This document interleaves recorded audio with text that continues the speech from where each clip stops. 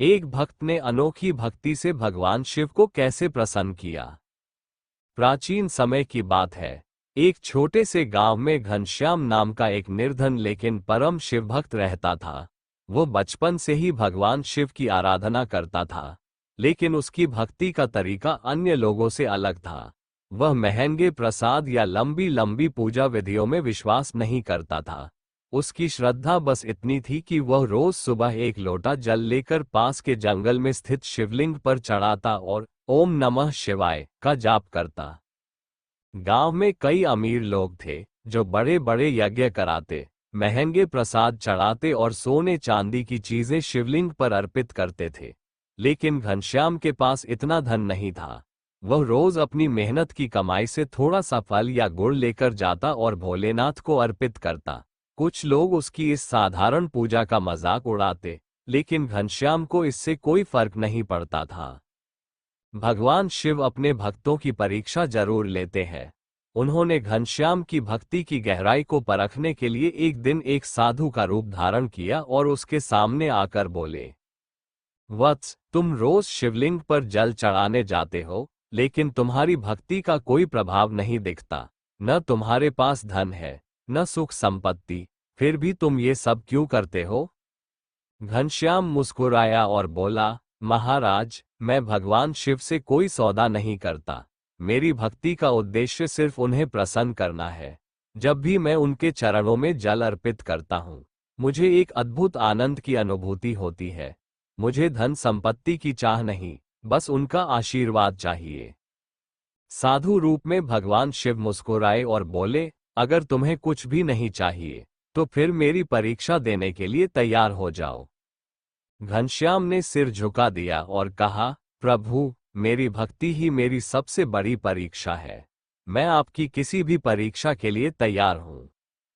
शिवजी ने घनश्याम की भक्ति की परीक्षा लेने के लिए उसकी फसल को बर्बाद कर दिया। उसके घर में आग लग गई और वह पूरी तरह निर्धन हो गया। लेकिन इसके बावजूद वह रोज शिवलिंग पर जल चढ़ाने जाता रहा। अब भगवान शिव प्रसन्न हो गए। उन्होंने अपने वास्तविक रूप में प्रकट होकर कहा, वत्स, तुमने मेरी परीक्षा में सफलता प्राप्त की है।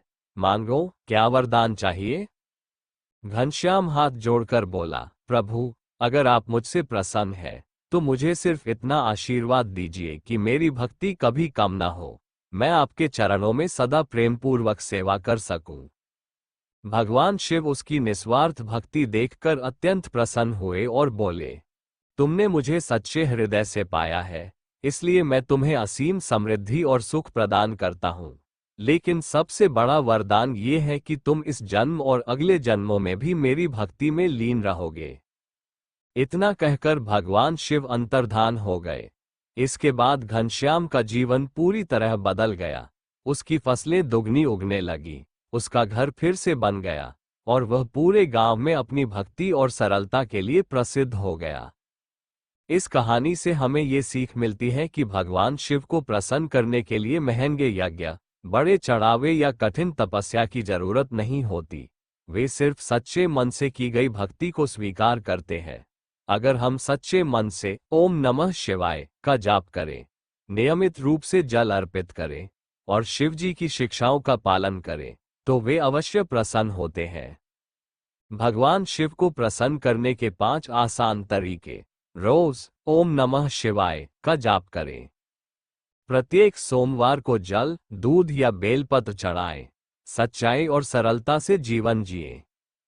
किसी भी जीव को कष्ट न दें और दान पुण्य करें। अपने कर्मों को शुद्ध रखें और भगवान पर पूर्ण विश्वास रखें।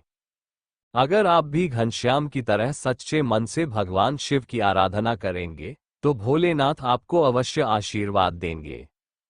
मेरे प्यारे बंधुओं, मैं आपको अपनी यह धार्मिक कथाओं को इसलिए सुनाता हूं जिससे निश्चित रूप से आपके जीवन में एक अच्छा बदलाव आ सके और आप भगवान के प्रति अटूट विश्वास और धार्मिक प्रतिस्पर्धा रखें, जिससे आपकी जीवन में खुशियां ही खुशियां हो। इसलिए मैं चाहता हूं कि आप मेरे इस चैनल को जरूर सब्सक्राइब करें। साथ ही अपने दोस्तों के साथ मेरे इन धार्मिक कथाओं को जरूर शेयर करें और बेल आइकन को भी जरूर दबा दें, जिससे हमारी धार्मिक कथा आप तक सबसे पहले पहुंच सके। कमेंट में हर हर महादेव जरूर लिखें, जिससे भगवान महादेव आपको हमेशा खुश रखे। जय भोलेनाथ। हर हर महादेव।